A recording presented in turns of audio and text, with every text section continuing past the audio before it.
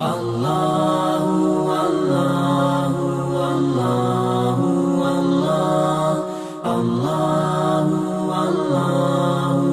باللہ من الشیطان الرجیم بسم اللہ الرحمن الرحیم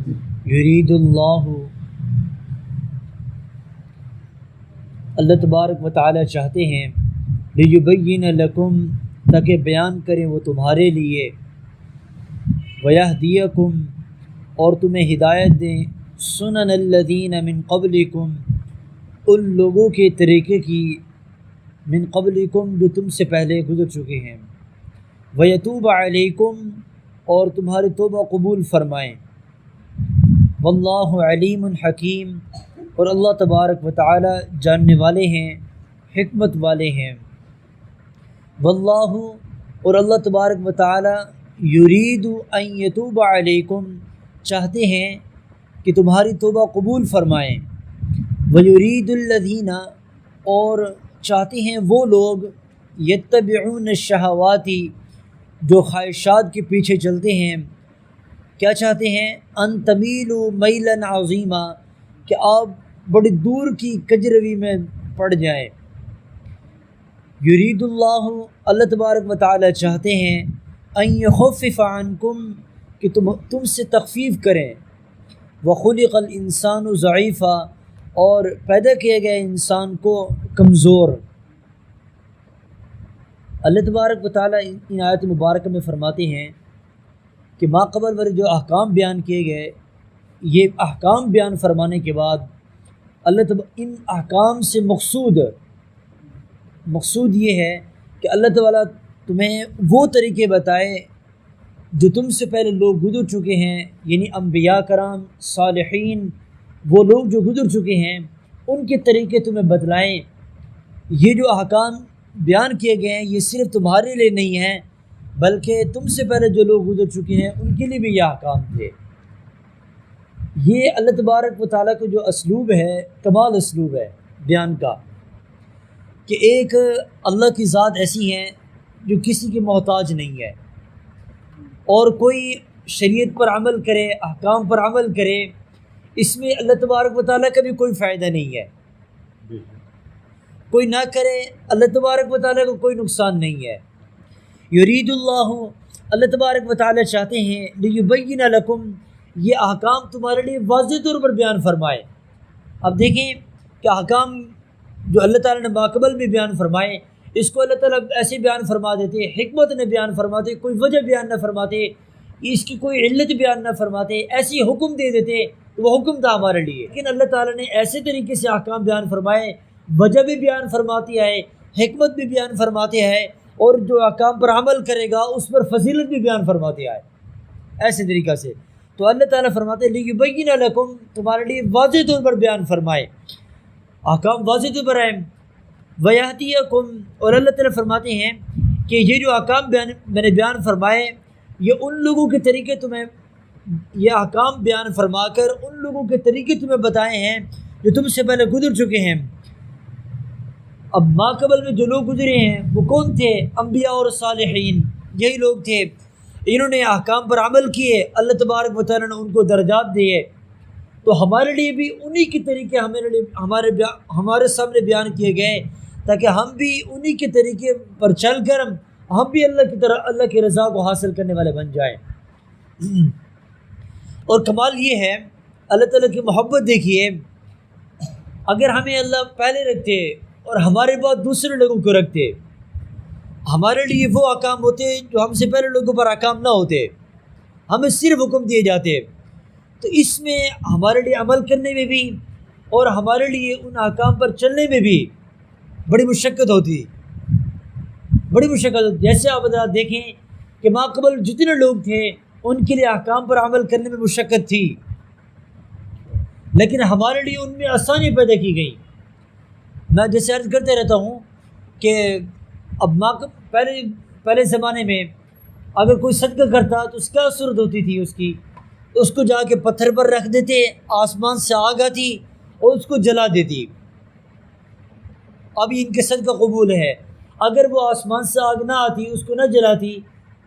صدقہ قبول نہیں ہے۔ اب ہمارے لیے جب احکام بیان کیے تم صدقہ دو، فقیروں کو دو، اب اس میں ہمارے لیے یہ نہیں ہے کہ آسمان سے آگ آئے گی، اس کی کوئی قبولیت کی صورت تمہارے سامنے آئے گی پھر تمہارے یہ قبول ہے ورنہ قبول نہیں ہے، نہیں تم دو بس، قبول ہونا نہ ہونا اس کو چھپا دیا گیا۔ ہمارے لیے کتنی آسانی ہے، اگر ہمیں دنیا میں پتہ چل جاتا کہ ہمارا یہ صدقہ قبول نہیں ہے، بس اوقات آدمی مال دے رہا ہو تو اس کو پتہ نہیں ہے کہ حلال ہے یا حرام ہے، میں دے رہا ہوں کیسے دے رہا ہوں، دینا ٹھیک ہے یا نہیں، یہ ساری چیزیں واضح طور پر بیان کی جاتی تو آدمی دنیا کے اندر ہی اس کے لیے عمل کرنا مشکل ہو جاتا۔ بھائی میں دوں گا، اب پتہ نہیں میرے ساتھ کیا بنتا ہے، یہ میں دے رہا ہوں میرے ساتھ کیا بنتا ہے، اسی بات کی سوچ کے وہ دیتا ہی نہ، اس کو چھپا لیتا۔ تو یہ ساری چیزیں ہیں۔ اب دیکھیں ماقبل میں وہ لوگ احکام کے اعتبار سے کس طرح عمل کرتے ہیں۔ کوئی آدمی کوئی برائی کر لیتا ہے، صبح کو اس کے دروازے پر لکھ دیا جاتا ہے کہ اس آدمی نے اپنے گھر میں یہ برائی کی تھی، دروازے پر لکھا ہوا ہے۔ میں نے وہی واقعہ بیان کیا تھا کہ اگر ایک آدمی نے کسی کی مرغی اٹھا کر اس کو ذبح کر لی، وہ کھا لی، اب ہوا کیا، اور مرغی کو جو پر تھے وہ اس کے منہ پہ چپک گئے۔ اس کو کسی نے کہا کہ اگر تو اس سے بچنا چاہتا ہے، جس عورت کی تو نے مرغی اٹھائی ہے، ذبح کی ہے، اس عورت سے اپنے بارے میں گناہ کروا، پھر تو بچ جائے گا۔ اس کی کیا صورت ہے؟ انہوں نے کہا کہ تو ایسے بندے تیار کر جو اس کے سامنے جا کے تیری برائی بیان کرے، جب تیری برائی بیان کریں گے وہ عورت بھی تیرے بارے میں برائی بیان کر دے گی، اب وہ جو اس برائی بیان کرے گی اب تیرے سے یہ ہٹ جائیں گے۔ چنانچہ وہ لوگ گئے اس کے پاس، اس عورت کے پاس، اس سے کہا کہ یہ آدمی ایسے ہے ایسے ہے ایسے ہے۔ انہوں نے کہا یہ تو ایسے، اس نے تو میری مرغی کھا لی ہے، اس نے تو بہت کچھ کیا ہوا ہے، یہ ظالم ہے، یہ فلاں ہے فلاں ہے، اس نے بھی ایسے بیان کیے ہے۔ اب اس کا بیان کرنا ہی تھا، اب وہ اس کا بدل ہو گیا، جو گناہ اس نے کیا تھا اس کا بدل ہو گیا، اب اس کے پر اتر گئے۔ اب یہ احکام ہے، لیکن ہمارے لیے کیا فرمایا اللہ تعالیٰ نے؟ وَيَهْدِيَكُمْ سُنَنَ الَّذِينَ مِن قَبْلِكُمْ، کہ ماقبل کے لوگوں کی طریقے بیان فرمائے تاکہ تم ان طریقوں سے جن پر ان کو عذاب آئے ان سے بچ جاؤ، اور جن کے اوپر ان کو انعامات دیے گئے وہ تم اپناؤ۔ یہ احکام بیان فرمائے۔ دیکھیں وَيَتُوبَ عَلَيْكُمْ، اور اللہ تعالیٰ کیا چاہتے ہیں؟ وَيَتُوبَ عَلَيْكُمْ، تمہاری توبہ قبول فرمائے، یہ اللہ کی چاہت ہے تمہارے اوپر۔ اگر دیکھیں واللہ علیم الحکیم، اللہ تبارک و تعالی جاننے والے ہیں، حکمت والے ہیں۔ واللہ ان یتوب علیکم، دوبارہ توبہ کا ذکر فرمایا کہ اللہ تعالیٰ تمہاری توبہ قبول کرنا چاہتے ہیں، کہ تم اللہ سے توبہ کرو، تم ان سے مغفرت طلب کرو، اللہ تمہاری توبہ قبول فرمائے گا، تمہارے گناہوں کو معاف فرمائے گا۔ یہاں پر یہ آگے فرمایا وَيُرِيدُ الَّذِينَ يَتَّبِعُونَ الشَّهَوَاتِ، اللہ تعالیٰ تو تمہارے لیے توبہ قبول فرمانا چاہتے ہیں، تمہارے لیے توبہ چاہتے ہیں، تمہارے لیے مغفرت چاہتے ہیں، تمہارے لیے ایسے احکام بیان فرمائے جن پر عمل کر کے تم اللہ کا قرب حاصل کرنے والے بنو گے۔ لیکن آگے وَيُرِيدُ الَّذِينَ يَتَّبِعُونَ الشَّهَوَاتِ، اور جو لوگ خواہشات پر چاہتے ہیں، جو لوگ خواہشات پر چلتے ہیں، ان تمیلوا میلا عظیما، وہ لوگ جو خواہشات پر زندگی گزار رہے ہیں، ان لوگوں کی خواہش ہے کہ ایمان والوں کو بھی، فرما برداروں کو بھی برے راستے پر چلائے، یہ ان کی خواہش ہے۔ چنانچہ آپ دیکھ لیں اس وقت بھی جتنے لوگ ہیں خواہشات پر زندگی گزار رہے ہیں، یہ مذاہب باطلہ، یہ سارے جو اپنی خواہش پر اپنے خواہش کے مذاہب بنائے ہوئے ہیں، ان لوگوں کی خواہش ہے کہ مسلمانوں کو غلط راستے پر لگایا جائے۔ شروع سے ہی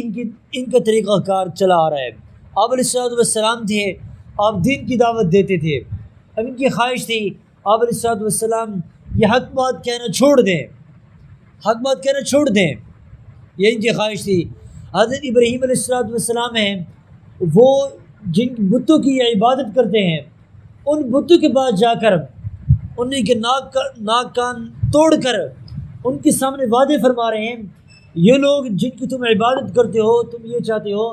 تم ان کے بارے میں یہ خیال کرتے ہو کہ ہماری خواہشات، یہ ہماری ضرورتوں کو پورا کرتے ہیں، یہ تو اپنی حفاظت نہیں کر سکتے، تمہاری ضرورت کیسے پوری کریں گے؟ اللہ تعالیٰ نے یہ دکھایا ہے کہ ان لوگوں کی ہمیشہ خواہش رہی ہے کہ یہ اپنے راستے پر لوگوں کو چلائے۔ اگر کوئی بڑے عہدے پر ہے، اس کا جو ہے طریقہ کار عہدے والا ہے، مثلا اگر وہ قانون بنانے پر ہے تو قرون ایسے بنا رہا ہے جس پر اپنی خواہش ہے، اپنی خواہش پوری ہو رہی ہے۔ اس لیے اللہ کے نبی صلی اللہ علیہ وسلم جب دعوت دیا کرتے تھے، یہ لوگ آپ علیہ السلام کو روکا کرتے تھے، تو ایک مرتبہ انہوں نے کیا کہا کہ اے محمد صلی اللہ علیہ وسلم، اگر تم یہ چاہتے ہو کہ ہم تمہارے لیے مکہ کے سارے لوگوں کی سرداری لے کر تمہیں سرداری دے دیں اور تم اس کام کو چھوڑ دو تو ہم یہ کام کرنے کے لیے تیار ہیں۔ پھر انہوں نے کہا اگر تم یہ چاہتے ہو کہ مکہ کی جتنی بھی خوبصورت اور کسی عورت سے نکاح کرنا چاہتے ہو تو مکہ کی جتنی خوبصورت عورتیں ہیں ہم تمہارے سامنے کر دیں، جس عورت سے چاہو تم نکاح کر لو، تمہارے لیے اجازت ہے۔ آخر میں اللہ کے نبی صلی اللہ علیہ وسلم نے شاہ فرمایا کہ تم تو یہ کہتے ہو اگر تم میرے ایک ہاتھ پر چاند اور ایک ہاتھ پر سورج بھی لا کر رکھ دو اور تم مجھے یہ کہو کہ تم ہمارے راستے پر چلو، ہم جن کی عبادت کرتے ہیں ان پر چلو، تو میں یہ کبھی بھی یہ کام کرنے کے لیے تیار نہیں ہوگا۔ اور یہ اس لیے فرمایا کہ تم اس پر تو قادر ہی نہیں ہو کہ سورج اور چاند کو میرے ہاتھ پر رکھ دو، اس پر تو قادر ہی نہیں ہو، بالفرض اگر تم قادر ہو بھی جاؤ پھر بھی میں یہ کام کرنے کے لیے تیار نہیں ہوں۔ یہ اللہ کے نبی صلی اللہ علیہ وسلم کا یہ طریقہ ہے۔ ان طویل میلا عظیما، اب آگے اللہ تعالیٰ فرما رہے ہیں یرید اللہ ان یخفف عنکم، اللہ تعالیٰ یہ چاہتے ہیں کہ تمہارے لیے احکام میں تخفیف کر دی جائے۔ اللہ تعالیٰ نے جو قانون بنایا ہے ہماری کمزوری کو سامنے رکھ کر قانون بنایا ہے، احکام ہماری کمزوری کو سامنے رکھتے ہوئے بنائے گئے ہیں۔ اس لیے فرمایا آدمی کے اندر یہ خواہش رکھ دی گئی، اللہ تعالیٰ نے نکاح کا حکم دے دیا۔ اگر تم نکاح نہیں کر سکتے تو اللہ تعالیٰ نے باندیوں سے مجامت کرنے سے اجازت دے دی۔ یہ ہے اگر تمہارے اندر یہ طاقت نہیں ہے حق مہر ادا کرو تو باندیوں سے نکاح کرنے کی اجازت دی گئی کہ ان سے تم تھوڑا حق مہر دے کر تم اس سے نفع حاصل کر سکتے ہو، یہ تمہارے لیے اجازت دی گئی۔ یہ احکام کے اندر تخفیف ہے، احکام میں تخفیف ہے۔ اگر کوئی آدمی کھڑے ہو کر اللہ کی عبادت نہیں کر سکتا، بیٹھ کر عبادت کر لے، سفر میں جا کر عبادت نہیں کر سکتا، اللہ نے احکام بھی اس میں سے تخفیف کر دی کہ تم دو پڑھ لو۔ یرید اللہ ان یخفف عنکم وخلق الانسان ضعیفا، اور پھر اللہ تعالیٰ نے انسان کے بارے میں بتا دیا کہ انسان کو بھی کمزور بنایا گیا ہے، انسان بھی کمزور بنایا گیا ہے۔ انسان کتنا جو ہے اپنے آپ کو طاقتور سمجھے، کتنا طاقتور سمجھ سکتا ہے، لیکن اللہ تعالیٰ نے اس انسان کے لیے جو احکام بیان فرمائے ہیں اسی کمزوری کو سامنے رکھتے ہوئے احکام ایسے بیان فرمائے جس کے اندر اس کی کمزوری بھی سامنے رکھی گئی اور احکام پر عمل کرنا بھی اس کے لیے آسان کر دیا گیا۔ اور جتنے حکم بھی اللہ تعالیٰ نے بیان فرمائے ہیں کوئی بھی حکم ایسا نہیں ہے جس پر انسان عمل نہ کر سکے۔ آج لوگ کہتے ہیں کہ یہ حکم ہی ایسے ہیں جن پر ہم عمل نہیں کر سکتے، ایسی بات نہیں ہے۔ اللہ تعالیٰ نے کوئی حکم بھی ایسا نہیں بیان فرمایا،